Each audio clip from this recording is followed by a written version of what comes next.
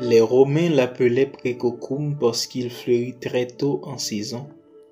Les Grecs l'appelaient Abros pour sa fragilité. Pour d'autres, c'était Aperitum parce qu'il se mange facilement. Mais ils ont tous reconnu que ce fruit rond avec des saveurs douces et acidulées est un fruit spécial qui mérite d'être documenté.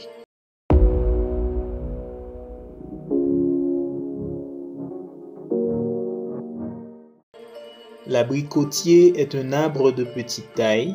Son fruit, c'est une drupe charnue que nous connaissons sur le nom d'abricot. Il est aussi appelé prune d'Arménie. Nous connaissons presque tous ce fruit. Connaissez-vous son histoire? Les hommes croyaient longtemps que l'abricot était originaire d'Arménie. Cela paraît réel quand on analyse son nom scientifique, mais les études disent le contraire. Plusieurs études ont montré que le fruit provient du nord-est de la Chine. Il aurait été domestiqué par une peuplade chinoise il y a environ 4000 ans. Il est arrivé en France au XVe siècle. Là, il s'y établit véritablement au XVIIIe siècle. C'est aussi à cette même époque que des missionnaires espagnols l'ont implanté en Amérique. Aujourd'hui, l'abricotier est cultivé presque dans le monde entier. Mais juste avant de vous dire pourquoi vous et moi devons consommer ce fruit, laissez-moi vous dire quelque chose de surprenant que vous connaissez peut-être pas. Si pour le reste du monde, l'abricotier est une plante de la famille des rosacées, sachez que les Antillais ont leur propre abricotier qui est une plante de la famille des calopilacées de nos scientifiques Mamea americana. Cet abricot est originaire des Grandes Antilles. On l'appelle généralement abricot pays. L'abricot pays a des multiples bienfaits de même que l'autre abricot. L'abricot pays est riche en sels minéraux, en oligo-éléments et en fibres. En plus des vertus médicinales, il a des propriétés qui nous permettent de l'utiliser comme pesticide. Par exemple, en macération avec de l'alcool 60 degrés, la graine est un puissant insecticide utilisé en lutte phytosanitaire.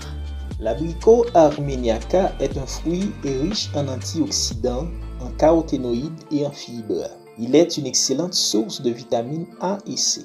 Consommé frais, séché ou en jus, les bienfaits de l'abricot sont multiples. Grâce à ses antioxydants, l'abricot diminue les risques de maladies cardiovasculaires et de cancer. Les fibres qu'il contient font de l'abricot un véritable atout contre la constipation et lui permettent de diminuer le risque de cancer du côlon ainsi que de contrôler le diabète de type 2. Avec une production mondiale de 3,8 millions de tonnes, l'abricot est le 12e fruit le plus produit dans le monde. Dans cette production, la Turquie représente le plus grand producteur avec une production annuelle de 750 000 tonnes. Juste après, on trouve l'Ouzbékistan. Entre août 2020 et mars 2021, la Turquie a exporté 65 000 tonnes d'abricots séchés dans près de 105 pays et le fruit lui rapporte 216 millions de dollars. La mise en place de la culture d'abricotier se fait principalement en hiver. Il aime les sols sableux, légers, bien drainés et au pH neutre. Pour une rentrée en production, il le faut 3 à 4 ans.